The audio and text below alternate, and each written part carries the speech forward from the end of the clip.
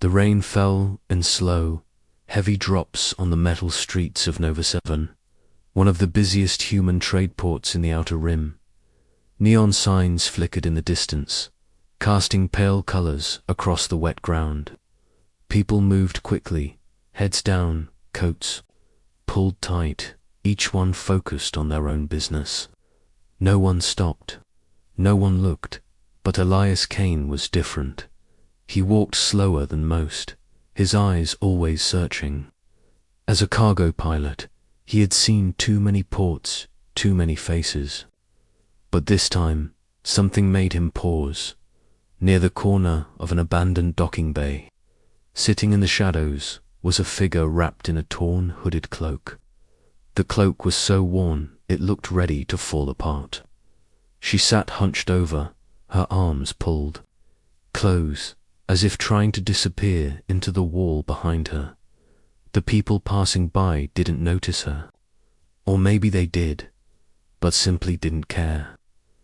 Beggars were not uncommon here. The port was full of the poor, the lost, the forgotten. But there was something different about this one. Elias slowed his steps.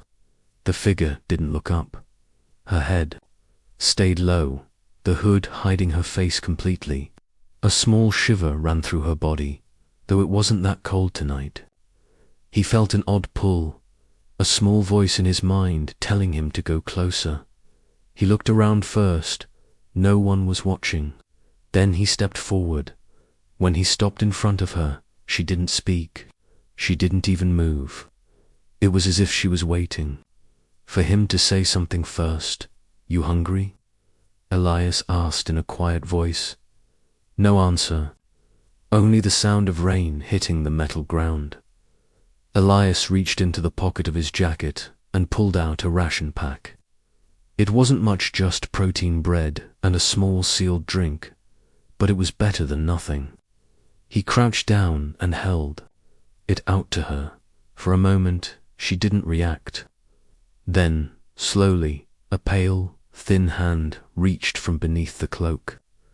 The fingers were long, delicate, and slightly trembling as they took the food. She didn't say thank you. She didn't speak at all. Elias watched as she unwrapped the bread. She didn't eat quickly like a starving person would. Instead, she ate slowly, almost carefully, like someone who wasn't used to eating in front of others. "You've been here long?" he asked. Still no answer. But he thought he saw her shoulders rise and fall, like she was taking a deep breath. The rain grew heavier. Most people would leave. But Elias stayed. Something about her made him feel like walking away would be wrong. In the distance, a cargo ship roared into the sky, its engines leaving a trail of light. The sound made her flinch just slightly, but enough for him to notice. "You're not from here," Elias said. Her head lifted just a little. From beneath the hood, he caught the faintest glimpse of her chin-smooth pale skin that seemed almost too perfect. But before he could see more, she lowered her head again. Elias wanted to ask more questions, but something told him to wait. Sometimes silence says more than words. "All right," he said softly. "I'll see you around." He turned to leave, but as he took a step, a quiet voice, soft and low, stopped him. "Why?" He turned back. "Why? What? Why? Help?" she asked, the words broken, as if speaking them was difficult. Elias shrugged lightly. "Because you needed it." For a long moment, she didn't move. Then she spoke again, her voice almost too quiet to hear over the rain. "Most don't care." "I'm not most," he said. She didn't answer, but he thought he saw her head tilt slightly, as if studying him. Elias gave a small nod and walked away, his boots splashing in the shallow puddles. But even as he left, he couldn't shake the feeling that he should have stayed. Something about hers, something about the way she spoke, the way she moved, didn't fit that night. In his small ship cabin, Elias couldn't sleep. The image of the hooded figure kept returning to his mind. Who was she? Why was she alone in one of the busiest ports in the sector? And why did she seem different? He told himself it was none of his business. He was a pilot, not a rescuer. But deep down, he knew he would go back. The next evening, he did. She was in the same place, in the same position, like she hadn't moved at all. When she saw him, she didn't speak, but he thought just maybe her head lifted a fraction in recognition. "I brought more," he said, holding out another ration pack. This time, she took it faster, though she still ate slowly. "Do you have a name?" Elias asked. Silence. "All right. You don't have to tell me. But I can't just keep calling you, hey, you." She said nothing, but he thought he saw a faint curve at the corner of her mouth. Was that a smile? He sat beside her this time, his back against the wall. They watched the people walk past merchants. Travelers, soldiers, none of them looked their way. A group of dock workers passed, speaking in low voices about strange ships seen far beyond the border worlds. Elias listened, curious, but when he glanced at the hooded figure, he saw her hands tighten around the bread. She knew something, but what? That question stayed with Elias long after he left. He didn't know it yet, but the answer would change everything, not just for him, but for the entire galaxy. The rain had stopped the next day, but the streets of Nova 7 still smelled of damp, metal and fuel. Elias returned to the same corner, unsure if she would be there. Part of him expected the spot to be empty. Maybe she had moved on. Maybe someone else had found her, but she was there. Same cloak, same position, same silence. When Elias approached, her head turned slightly. Not enough for him to see her face, but enough to know she was aware of him. "Evening," he said, lowering himself to sit beside her. He placed another ration pack between them. She took it without a word. They sat there in quiet, watching the crowd. Dock workers carried crates of alien fruit glowing faintly in the night. Soldiers in heavy armor marched past, their boots echoing on the metal walkway. Somewhere far above, the low hum of a starship's engine rumbled through the air. It was an ordinary night in Nova 7, but not for her. Elias could feel it. He glanced at her again. She ate the bread slowly, just like before. But tonight, she seemed restless, her fingers tapping lightly against her knee, her hood shifting as if she was scanning the street from the corner of her eye. "You expecting someone?" Elias asked. "No," she replied softly. Her voice was careful, almost too careful. "Then why do you look like you're ready to run?" She didn't answer. Elias leaned back against the wall. "You're hiding from someone, aren't you?" The faint movement of her hands stopped. Then, slowly, she turned her head toward him. Though her hood still hid her face, Elias felt her eyes on him, sharp, calculating, like she was measuring whether to trust him before she could speak. A group of dock workers passed nearby, speaking in low, urgent tones. Elias caught a few words. Patrol doubled near Dock 6. Searching for a female, not human. Big reward. The hooded figure froze. Her grip on the bread tightened until it crumbled slightly in her hand. Elias frowned. "That's about you, isn't it?"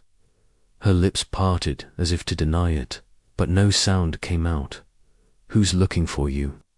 He pressed. Instead of answering, she asked something unexpected. "You, pilot?" Elias blinked. "Yeah, cargo runs. Mostly. Why?" But she didn't continue. She looked away, pulling her cloak tighter around her. That was when Elias noticed something just for a second. A faint metallic glow at the edge of her sleeve, like light reflecting on silver. But it wasn't a reflection. It was under her skin. Ilias's brow furrowed. "What is that?" She immediately pulled the cloak tighter, hiding her arm completely. "Nothing," she said quickly. It was a lie. Elias could hear it in her voice. Before he could ask more, a patrol of armored security drones floated down the street. Their scanner lights swept across the walkway. People stepped aside, avoiding the machines. The hooded figure lowered her head, pressing herself back into the wall. Elias noticed her breathing quicken. The drones passed by without stopping, their lights fading into the distance. But she didn't relax. Elias waited a moment before speaking. "You really are hiding from someone dangerous." She looked at him again. This time, her voice was even quieter. "If they find me, everyone here dies." Elias felt a chill crawl up his spine. "That's a little dramatic, don't you think?" Her head tilted slightly, almost like she was confused by the word. "Not dramatic, truth." There was no hint of fear in her tone, only certainty. Elias didn't know what to say to that. He wanted to demand an explanation, but something about the way she said it made him hold back. They sat in silence again, but it wasn't the same silence as before. This one was heavier, like a shadow settling over them. After a while, Elias stood. "I'll be back tomorrow." She didn't answer, but as he walked away, he thought he heard her whisper something. It was so quiet, he almost missed it. Why, he didn't turn around. "Because I want to." The next night, he returned earlier than usual. The streets were busier, the air buzzing with tension. Word had spread about the patrols. Merchants whispered about a bounty. Some claimed the person being hunted had stolen military secrets. Others swore it was an escaped royal. Elias ignored the rumors. He just wanted to see if she was still there. She was, but this time she wasn't alone. A man in a dark coat stood a few meters away, pretending to check his comm device but stealing glances at her. Elias recognized the Taipan information broker. Someone paid to find people. Elias walked straight toward her, making sure the man saw him. "You all right?" he asked when he reached her. "Yes," she said, though her voice was tight. Elias didn't believe her. "Let's walk." She hesitated, then stood. She moved with a strange grace, even in her worn cloak. They walked down a narrow side street, away from the crowd. When they were out of sight, she spoke. "They are closer now." Ilias's jaw tightened. "You mean the ones hunting you?" "Yes." "Then you need to tell me who you are." She stopped walking. For a moment, she didn't move at all. Then she said, "I am no one, now." It wasn't the answer he wanted, but there was something in her tone, a deep sadness, like she had lost everything before Elias could speak. A sudden hum filled the air. A small drone rounded the corner ahead of them. Its red scanner light locking on. Her hand shot out, grabbing his arm. "Move." They ran. ***. The drone's red scanner beam cut through the dim alley like a knife. Elias could hear the low hum of its engines growing louder. The hooded alien pulled him behind a rusted cargo crate. Her grip surprisingly strong for someone who looked so thin. "Stay still," she whispered. The drone floated closer, scanning the area. Its beam swept over the crate, lingering for a second. Elias held his breath. The alien stood completely motionless, her cloak hiding every inch of her. Then, just as suddenly as it had appeared, the drone turned away, drifting down the alley until it was gone. Ilias exhaled slowly. "You going to tell me what that was about?" She didn't answer. Instead, she looked toward the open street. The tension in her posture hadn't eased. "They are searching everywhere now," she said softly. "Yeah, I noticed," Elias replied, rubbing the back of his neck. "And from the way you keep acting, I'm guessing they're not here to give you flowers." Her head tilted slightly, but she didn't respond. She started walking deeper into the alley. Elias followed.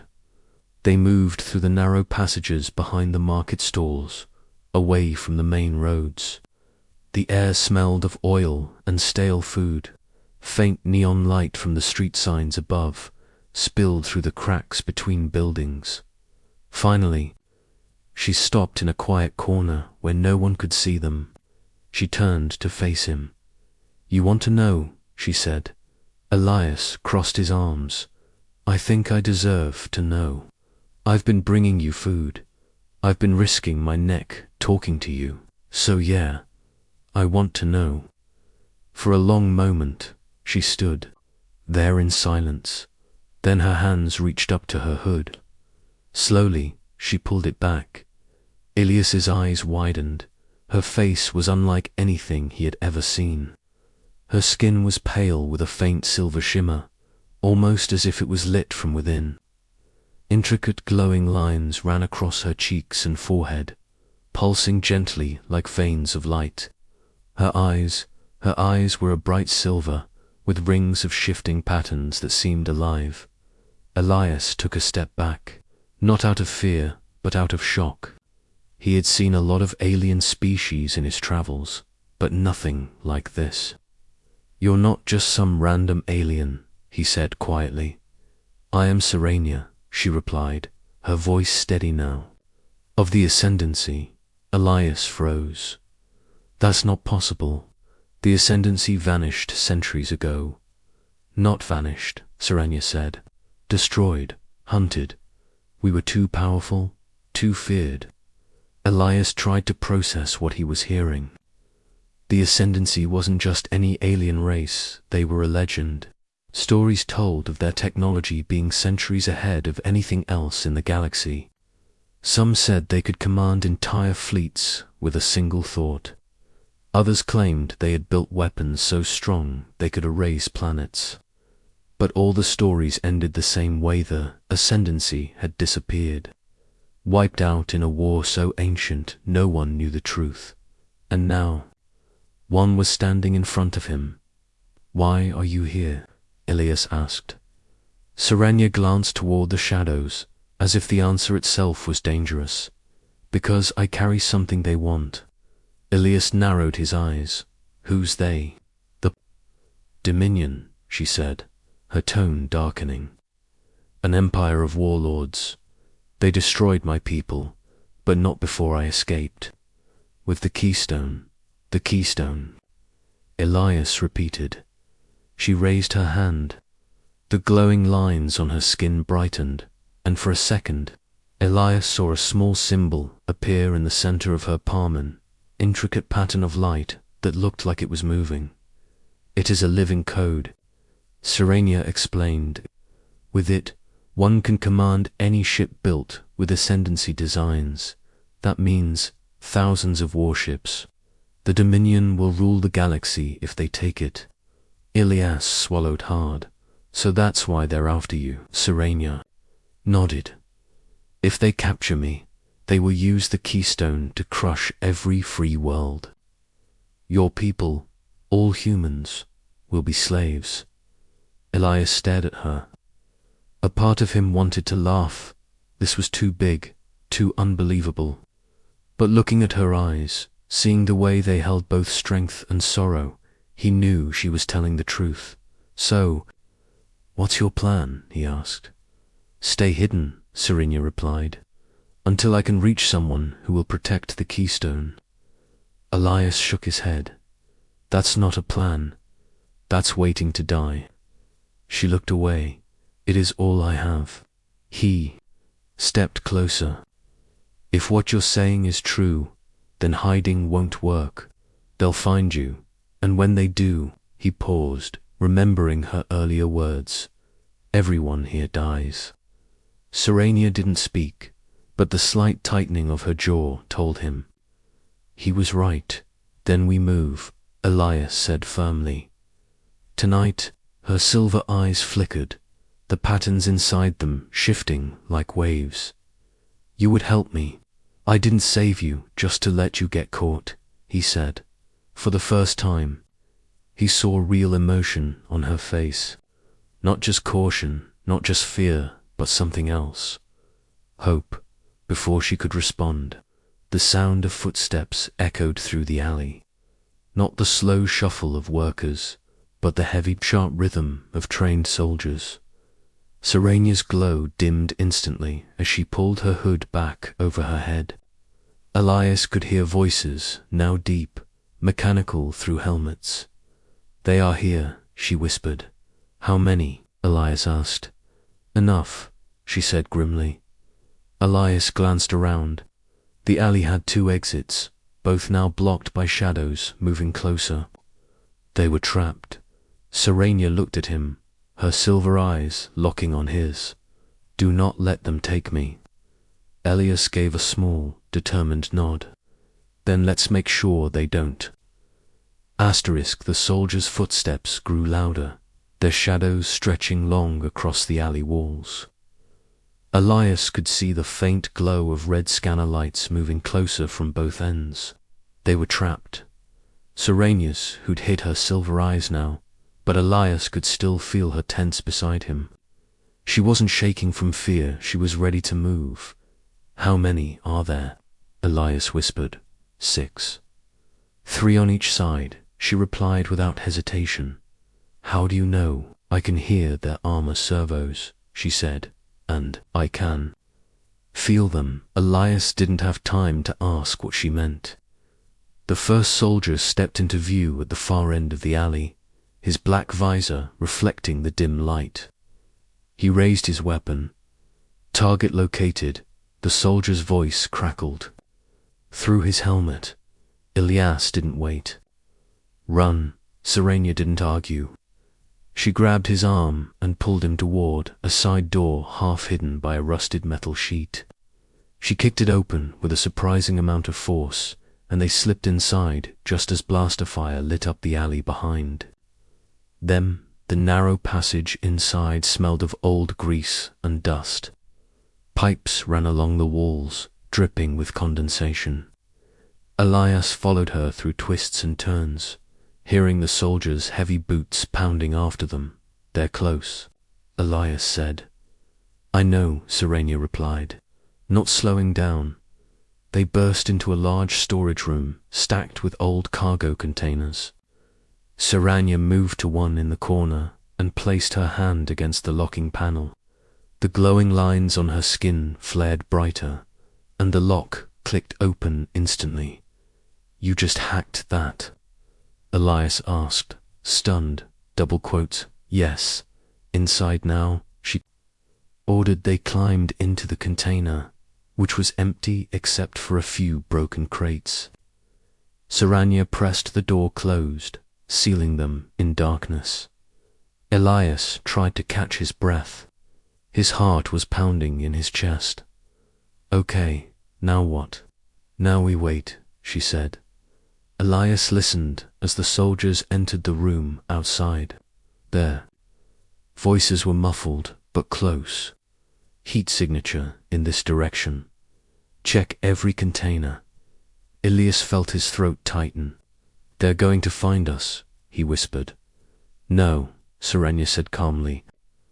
She pressed her palm to the metal wall of the container, and the glowing lines on her skin spread out in thin strands of light, crawling across the surface like living wires. They will not see us. Elias realized she was doing something too. The container masking their heat, maybe even hiding them from scanners. The footsteps moved closer, then stopped right outside. Elias could hear the soldier breathing through his helmet.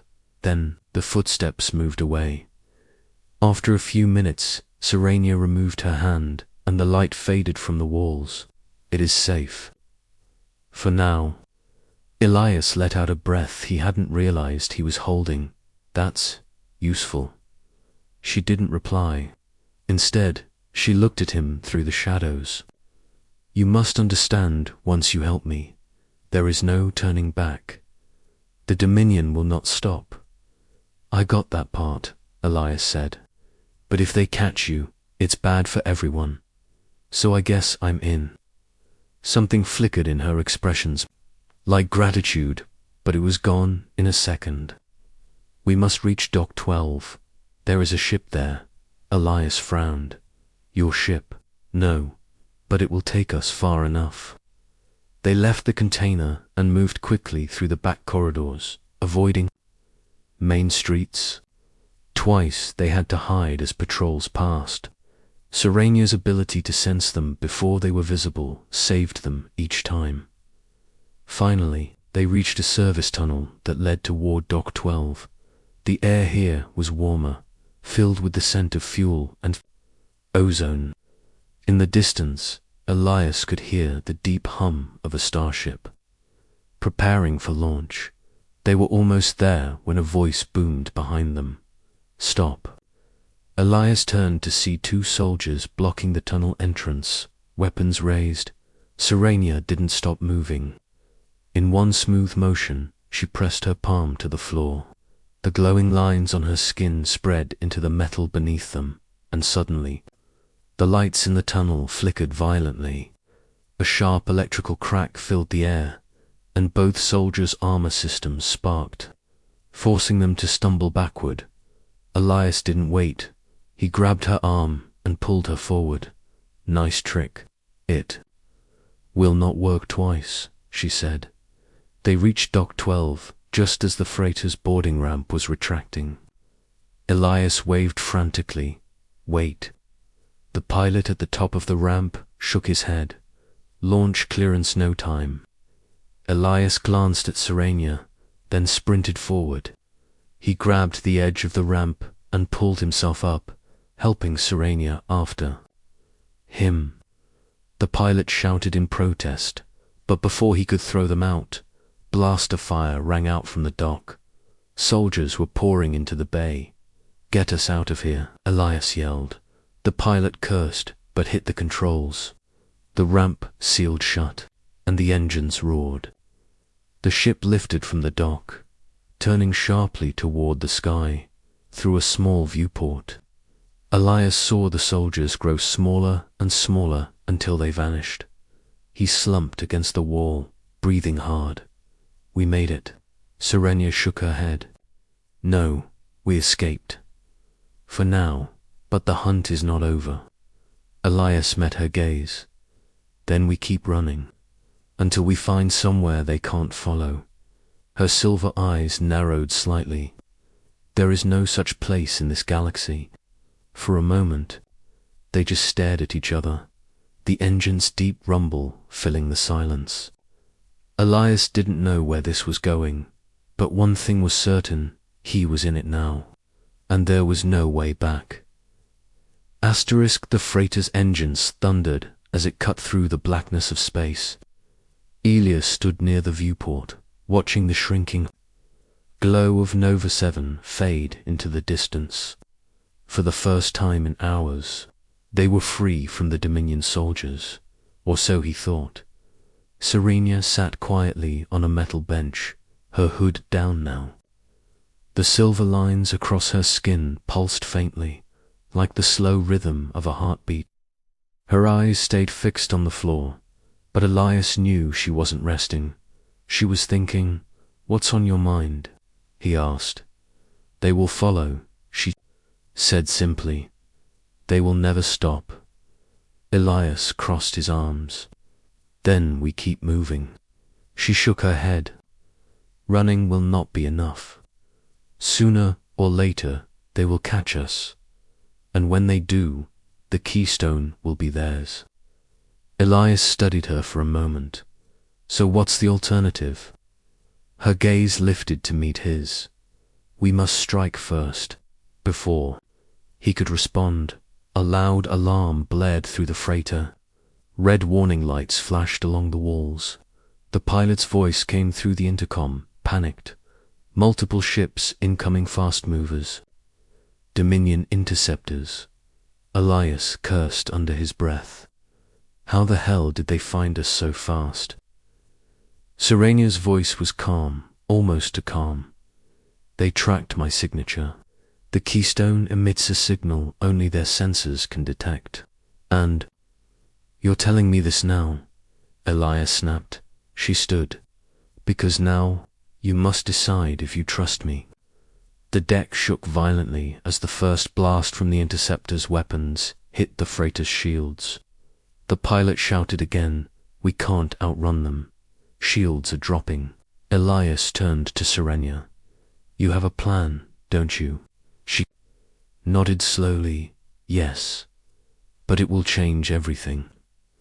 "What kind of plan?" Her silver eyes glowed brighter.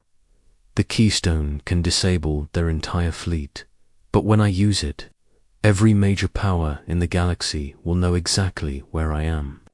They will all come for me." Elias hesitated only for a second. "Do it." Serenia stepped toward the center of the cargo bay and knelt. The glowing lines on her skin began to spread, branching out like living roots across the floor. The ships. Lights flickered, the air around them growing warmer. Elias felt the hair on his arms rise, as if the air was charged with energy. Through the viewport, the Dominion interceptors closed in. They moved like predators, their sleek black holes glinting against the stars. Then Serenia's voice filled the room, not loud, but resonant, like it came from everywhere at once. She spoke words Elias didn't understand, a language that seemed older than time itself. The light from her skin exploded outward, racing along the ship's walls and into space itself. In an instant, the Dominion interceptors stopped moving. Their engines died. Their weapon lights flickered out. One by one, they began to drift helplessly through the void. Elias's jaw dropped. "You just shut them down." "Yes," Serenia said, her voice softer now, as the glow faded from her body. "The keystone overrides their control systems. They cannot move without it being released." The pilot's voice came over the intercom, shocked. They're dead in space, all of them." But Serenia didn't look relieved. "They will send more. And now the whole galaxy knows I am alive." Elias stepped closer. "So, let them know. You've just proved you're the only one who can stop them. That's worth something." Her expression was unreadable, but Elias saw a spark of something in her eyes, hope. Maybe, or determination. The pilot cut into their conversation again. Captain, you might want to see this." Elias and Serenia moved to the cockpit. Through the main viewport, the endless stars stretched before them, but now, several large shapes were emerging from hyperspace. Not Dominion ships, different designs. "Who are they?" Elias asked. "Everyone," Serenia said.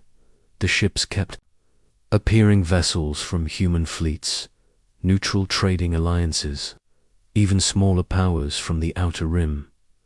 They had all received the same signal. The galaxy had heard the call. Elias glanced at Serenia. "Looks like you have an audience." Her silver eyes glimmered. "Then I must speak." The pilot routed communications to every ship in range. Serenia stepped forward, her voice steady and clear. "This is Serenia of the Ascendancy. I am not your enemy, but the Dominion seeks my life and the keystone I carry. If they succeed, none of you will be free. Today, I offer you a choice: stand aside and let them conquer, or stand with me and end them forever." The channel went silent for a moment. Then one human captain replied, "We've been waiting for a reason to fight. You just gave us one." Others followed, their voices mixing across the coms. Agreement. Support. The beginnings of something bigger. Elias watched Serenia. She didn't smile, but he could see the change in her posture, the weight of years of running beginning to lift outside. The fleet formed up, their weapons locking on the drifting Dominion interceptors. "This is only the beginning," Serenia said quietly. Ilya smirked. "Yeah, but it's one hell of a start." The fleet fired as one, and in a single moment, the Dominion's hunters were reduced to burning wreckage drifting through space. The explosion's light spread across the stars, visible for hundreds of thousands of kilometers. Some would later say that was the moment the galaxy's balance of power shifted. Others would remember it as the day a homeless alien beggar revealed herself to be something far greater. But Elias Kane would remember it simply as the night he decided to help someone and ended up changing the galaxy forever.